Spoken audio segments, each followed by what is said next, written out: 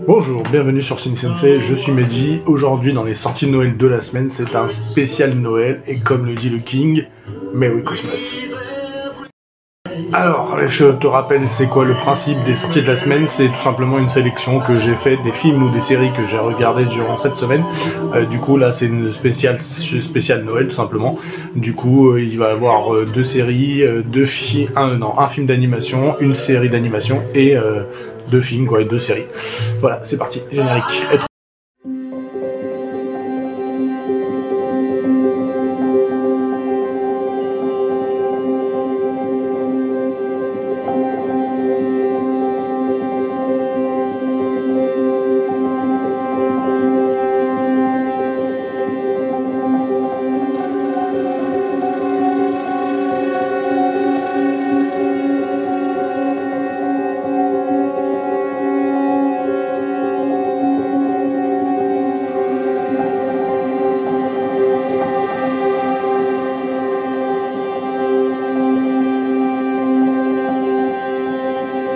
Donc nous commençons tout de suite avec le premier film d'animation qui est Green Snake, tout simplement. Il est sorti le 1er décembre 2021 sur Netflix. C'est un film animé chinois, Green Snake, qui nous plonge dans un célèbre mythe mandarin et qui est dit d'une légende chinoise dit bien sûr dragon, serpent et magie. Si vous avez apprécié l'univers fantastique de Green Snake ainsi que ses animations magnifiques, vous devez certainement vous demander si vous pourrez bientôt voir la suite de ce film. Autrement dit, peut-on attendre la sortie de Green Snake 2 prochainement sur Netflix? Si vous avez eu l'impression d'avoir raté quelque chose, tout simplement, c'est au début de la fiction. Green Snake, c'est normal, la fiction animée chinoise est en réalité une suite d'un long métrage qui s'appelle White Snake, qui va sortir en février 2022. White Snake contre le début d'une légende lorsque le serpent blanc Bianca oublie son identité, prenant la forme d'une charmante jeune femme et tombe amoureuse d'un chasseur de démons dont sa sœur aînée Verta va tout faire pour l'en libérer. Dans la seconde partie que nous avons pu découvrir sur Netflix le 1er décembre, la question est donc de savoir quel film arrivera en premier sur la plateforme de streaming au logo rouge. La première partie de la fiction White Snake ou alors sur la plateforme de streaming du grand N rouge déciderait plutôt de favoriser la sortie de Green Snake 2. Oui, c'est bien sûr le 2 qui est sorti, mais non pas le premier. Cette dernière option est envisageable si la fiction rencontre le succès escompté sur le géant du streaming les jours suivants. Cette mise en ligne de Green Snake 2 sera commandée par Netflix si les abonnés sont suffisamment nombreux à regarder et apprécier la fiction. Mais en vue de la qualité de la fiction et de l'accueil, de nombreuses personnes ont apprécié la fiction. Vu la recette lors de sa sortie en Chine, nous ne doutons pas qu'elle sera bien accueillie. En effet, lors de sa sortie dans la salle de cinéma chinoise en juillet 2021, le film a rapporté plus de 200 millions de yuan, 30,86 millions de dollars en seulement 3 jours. Vous l'aurez compris, il est pour le moment trop tôt pour savoir si Green Snake sortira Green Snake 2 un jour sur Netflix, car la plateforme de streaming au logo rouge ne s'est pas encore prononcée à ce sujet. Mais elle décide de produire suite au dessin animé fantastique. Nous pouvons attendre que la bande-annonce Green Snake 2 soit en mise en ligne environ un mois. En fait, c'est à la fin c'est pas la peine de vous prendre la tête, c'est à la fin de l'épisode le film d'animation Green Snake, vous allez avoir la bande-annonce du 2, tout simplement. Et la date de sortie de Green Snake 2 sur Netflix sera bien sûr aux alentours de fin d'année 2023, tout simplement, voire début d'année 2024. Cette date peut être estimée approximative si on le base sur les faits. Qu'il a fallu patienter 2 ans après la partie de White Snake et Green Snake, ce qu'est la durée générale nécessaire pour produire une suite de fiction animée, mais il faut mieux attendre que Netflix fasse une annonce officielle au sujet de la sortie de Green Snake 2 pour être assuré. En attendant d'avoir plus d'informations, n'hésitez pas à découvrir cet article qui évoque l'arrivée de la série Good Doctor sur Netflix. C'est la partie un peu chiante, un peu historique, donc tout simplement oui, c'est un film d'animation qui raconte l'histoire d'une jeune fille qui essaye de sauver sa sœur qui est tombée amoureuse malheureusement, parce que White Snake et Green Snake ce sont des légendes chinoises bien sûr, et du coup malheureusement n'arrive pas à sauver sa sœur, elle est propulsée dans un autre monde. Pour résumer un petit peu le synopsis du film, elle est propulsée dans un autre monde où c'est le chaos, qu'en fait les démons et les humains sont mélangés et ils sont en pleine guerre pour de la bouffe ou de l'eau. et elle essaye de tout prix de retrouver son monde d'origine. Et du coup, c'est la deuxième fois que Netflix met un film d'animation dans le même genre. On en avait déjà parlé du premier.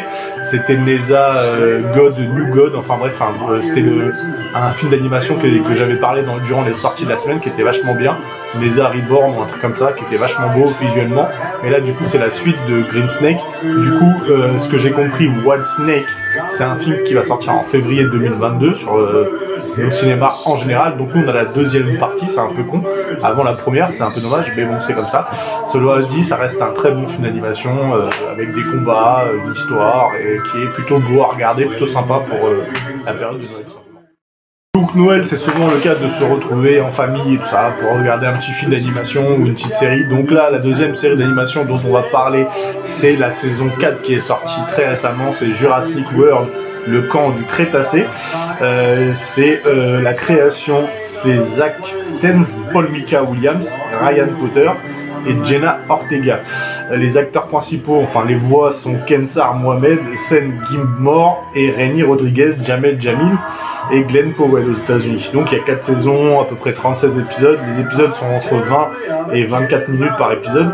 La diffusion originale de la première saison était le 18 septembre 2020, c'est encore en production et c'est sur Netflix bien sûr. Jurassic Park, la colo du Crétacé, est une série d'animation américaine de 37 épisodes, environ 22 et 24 minutes.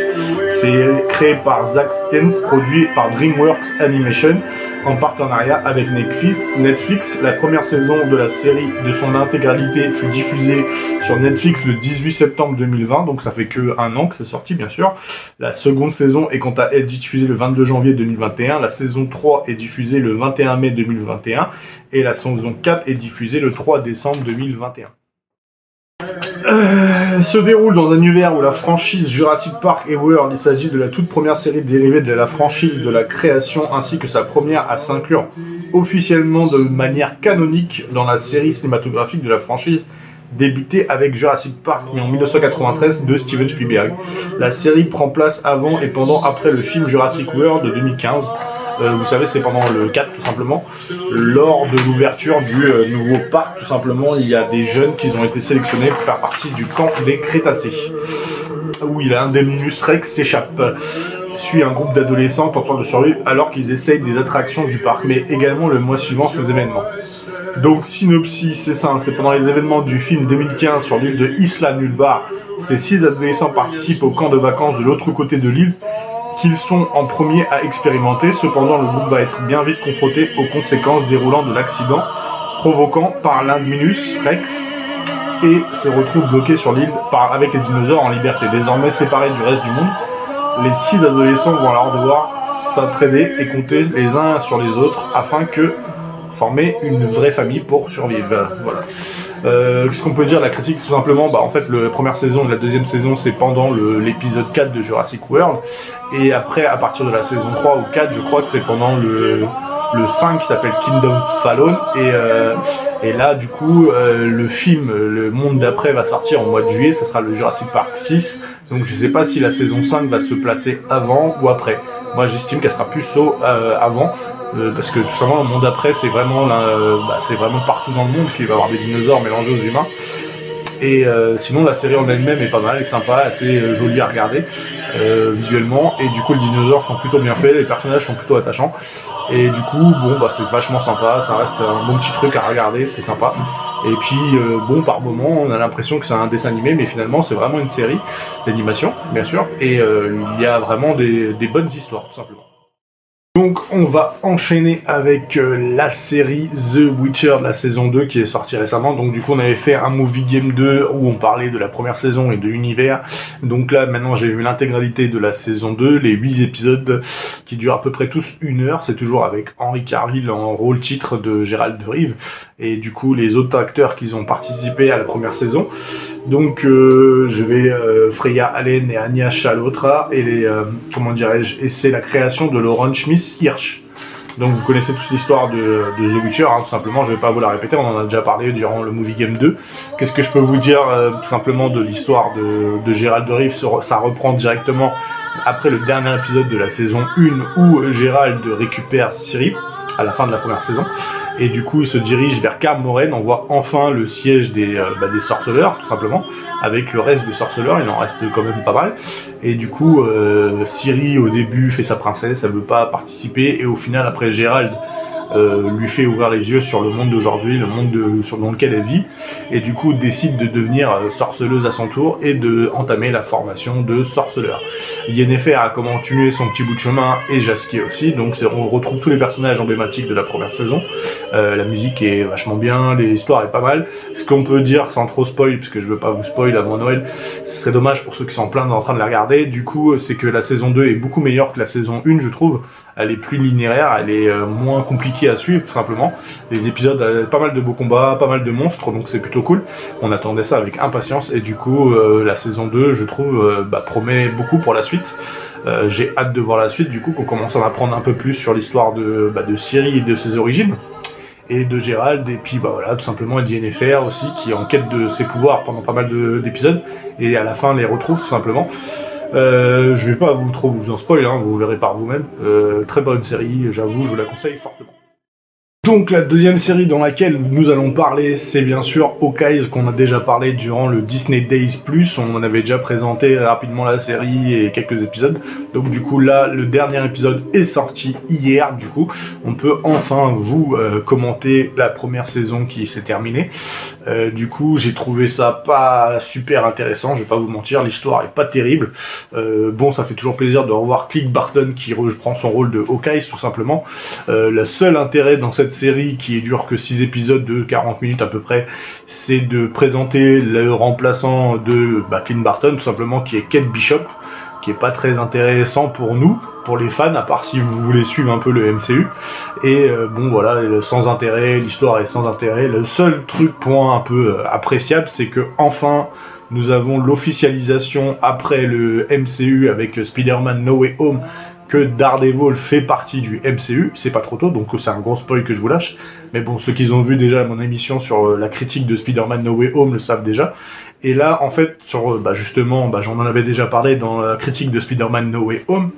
Dans Hawkeye, les deux derniers épisodes, c'est-à-dire l'épisode 5 et l'épisode 6, qui sont les deux derniers, nous avons l'intronisation du caïd de Kingpin, qui est joué par William Dafoe, excusez-moi si j'écorche son prénom, qui était déjà le caïd dans la série de Netflix sur Daredevil, un personnage que j'ai adoré, avec la série Daredevil que j'ai adoré. Il est enfin officialisé et intronisé dans le MCU à son tour, après Matt Murdock, forcément. Donc c'est hyper intéressant, c'est le seul chose intéressant qu'on peut noter, la seule chose notable qui peut progresser dans l'évolution. Ça veut dire que enfin, ça y est, peut-être ils vont intégrer au fur et à mesure les personnages des séries de Netflix Marvel. Ça serait juste fou malade, on attend avec impatience la suite. Sinon la série Hawkeye, pour en tirer un mot, c'est vraiment sans plus quoi. Sans intérêt, bon, Clint Barton, on voit qu'il en a marre, qui passe le flambeau au Kate Bishop et on n'en parle plus, quoi, c'est sans intérêt. On a aussi eu l'intronisation de la nouvelle Black Widow, qui est déjà intronisée dans le film Black Widow avec Scarlett Johansson, qui est la petite sœur de Black Widow. Tout simplement, voilà, elle est là dans la série, donc je vois pas trop l'intérêt, c'était juste pour la présenter, voilà, les nouveaux personnages, enfin, c'est vraiment sans intérêt, ils auraient pu faire juste un film, c'était très bien, quoi, ça servait à rien du tout de faire 6 épisodes, franchement, perte de temps, vraiment une perte de temps. Donc dans les deux films de Noël que j'ai choisis, bon c'est vrai que c'était une période un peu compliquée pour trouver un bon film qui me paraisse dans le thème de Noël, tout simplement. J'ai mis mon beau pull de Noël exprès de Star Wars, donc malheureusement il n'y a pas de film Star Wars cette année. Il y a eu Spidey en No Way Home qui est sorti au cinéma, donc c'était sympa, on a déjà fait la critique, je voulais pas l'intérêt d'y revenir dessus, en sachant que là, on a fait 3 parties de cette critique. Du coup j'ai choisi 2 autres films qui pourraient être intéressants si vous avez l'intention de regarder la télé le soir de Noël, c'est possible, ou le lendemain, allez savoir. Donc j'ai choisi 2 films qui sont sortis sur Amazon Prime Video. C'est des vieux films, mais bon, c'est des films qui sont intéressants au moment de Noël de les regarder. Donc on a le premier film qui s'appelle L'homme qui a inventé Noël. La réalisation c'est Bharat Nalouri. La scénario c'est Suzanne Conoy. Dan Stevenson c'est l'acteur principal qui joue le rôle de Charles Dickens, pour être plus exact. Marc Chiret et Patrick Joseph Byrne. Société de production, bon ça vous intéresse pas, mais c'est Mazur Kaplan Company et The Mobfield Company. Donc le pays d'origine c'est l'Irlande et le Canada. Donc du coup ça raconte l'histoire de Charles Dickens qui inventa Noël, tout simplement. c'est la création en fait le conte de Noël. Je sais pas si vous l'avez tous vu, c'est l'étrange Noël de Dr Scrooge ou Monsieur Scrooge, qui avait fait d'ailleurs une adaptation cinématographique par Disney avec Jim Carrey en rôle principal. Donc en fait c'est Charles Dickens qui invente le Noël de Scrooge tout simplement en bouquin, en 5 semaines tout simplement. C'était un conte de Noël et un chant de Noël parce que à l'époque de Charles Dickens, qui est une assez lointaine époque, donc du coup en fait les contes de Noël pour eux ne fonctionnaient pas, ça ne voyait aucun intérêt. Noël ils disaient pas, ils voyaient pas l'intérêt de réunir en famille, etc. Et du coup Charles Dickens voulait faire un conte de Noël qui réunit les familles dans l'espoir, dans la chance, etc., etc. Et on le voit pendant tout le film, la création de Monsieur Scrooge et son histoire avec les fantômes de Noël, qui était une histoire assez sympathique déjà de Noël, qui a été adapté des milliards de fois. Je trouve que c'est un très bon film, pour en apprendre. Bon, c'est vrai qu'on n'en apprend pas de ouf, mais on sait un peu comment l'auteur Charles Dickens a un petit peu inventé le personnage de Scrooge et l'histoire de Scrooge, donc c'était intéressant à voir. Donc c'est un petit conte de Noël, hein, tout simplement. C'est pas un film de ouf, hein, on va dire, c'est pas du grand cinéma, mais ça reste sympa pour la période de Noël. Donc le dernier film que j'ai choisi, c'est un film aussi qui est sorti sur Amazon Prime Video, il s'appelle Joyeux Bordel, hein, tout simplement. Réalisation, c'est Josh Gordon et Will Specht, excusez-moi. Les scénarios, c'est Guillaume Cassidy et Timothy Dallowing. Jen Stupinitsky. Les acteurs principaux sont Jason Bateman, Oliver Moon, T.J. Miller, Gillian Bell, Vanessa Bayer, Courtney B. Vance. L'actrice qu'on connaît tous, c'est Jennifer Aniston qui était dans Friends, et Kate McKinnon, et c'est la production de DreamWorks et Amblin Partner. Donc Joyeux Bordel ou Noël de folie au bureau est une comédie américaine réalisée par Josh Gordon Will Specht, sortie en 2016, donc il n'est pas tout jeune, mais il est sorti récemment sur Amazon Prime Video pour la période de Noël. Lorsque la directrice générale de Xenotech, Carol Winston, qui est jouée par Jennifer Aniston, tente de fermer la branche de son frère Clay, qui est T.J. Miller, il doit rassembler ses collègues et organiser une fête de Noël épique dans un effort pour impressionner le client potentiel à conclure une vente qui permettrait de sauver leurs emplois et justement la boîte, hein, tout simplement. La production, genèse et développement, c'est en 2010 que Josh Gordon et Will Specht ont écrit un scénario pour DreamWorks Pictures qui a ensuite été écrit par Lynn Hensberg et Jen Stupinitsky et Laura Solon. Que le casting, c'est le 19 février 2016 a été annoncé que Specht et Gordon réaliseraient le film, que Jennifer Aniston et Jason Bateman et T.J. Miller et Kate McKinnon auraient leurs rôles principaux. Le tournage du film a commencé à la fin du mois de mars en 2016 à Atlanta en Géorgie. Début d'avril, le tournage s'est déplacé à Chicago puis à Hiram en Géorgie où des scènes ont été tournées le 19 avril jusqu'à la fin du tournage le 1er juin 2016. Donc, qu'est-ce qu'on peut dire de Joyeux Bordel? On avait l'impression de voir un peu les films qu'il y a eu à une époque. Cette époque-là, c'était les Very Bad Trip et tout le tralala. Qu'il y avait aussi Babysitter, ils ont essayé d'en faire une à la française. Donc c'est le même délire, hein. C'est une teuf de folie pour Noël, pour sauver la boîte. Bon, c'est pas un scénario de ouf, mais bon, ça reste sympa, il y a des gags... Voilà quoi, c'est un film sympathique pour divertir, c'est pas le film de l'année, mais bon, si vous voulez vous taper une petite barre de rire, tout simplement, vous pouvez regarder ce petit film, ça vous occupe la soirée, tout simplement. Donc bon, je lui dirais pas une note de ouf, hein, je lui mettrais un 3 sur 9 ou un 3 sur 10, comme vous préférez. C'est pas un truc de malade, mais bon, c'est comme ça, c'est la vie, c'est comme ça. Donc en ce qui concerne mes films préférés de cette semaine, donc c'est Charles Dickens que j'ai bien aimé, je trouvais ça intéressant. C'est pas un film de fou, mais c'est intéressant. J'ai trouvé la série saison 2 de The Witcher excellente, de ouf. J'ai adoré Jurassic World, la colo du Crétacé. Pour ceux qui connaissent pas encore, allez jeter un œil, elle est sympa. Et du coup, après en film, malheureusement le film, je vais pas vous dire, il fait pas partie de ma sélection. Pour l'instant, ma semaine c'est Spidey No Way Home, que je préfère, y a pas à choisir. Et du coup, on se retrouve très bientôt pour une prochaine vidéo avec d'autres sujets à vous présenter. Du coup, qu'est-ce que je peux vous dire? Gardez le fan spirit en vous, être passionné c'est être fan, même pendant les fêtes de Noël, profitez de votre famille, de vos amis, autour d'un bon petit repas, ouvrir vos cadeaux, et on se retrouve très bientôt pour une prochaine vidéo qui sera forcément un hors-série sur Matrix Résurrection, que je vais aller voir récemment, très bientôt, donc je pourrai enfin déballer sur ce film qu'on attend avec impatience, qui est le deuxième film le plus attendu de Noël, hein, tout simplement, après Spidey. Et du coup, il y a aussi Kingsman qui va arriver, qui est un film excellent que j'ai hâte aussi de découvrir, qui est la First Mission, qui est un peu une préquelle des premiers Kingsman, ça va être sympa à regarder. Et on a aussi les 2 séries dont j'arrête pas de faire la promo, où j'ai hâte de découvrir, c'est le Book of Boba Fett, qui va commencer à partir du mercredi prochain, si je dis pas de bêtises, le 29 décembre, je crois.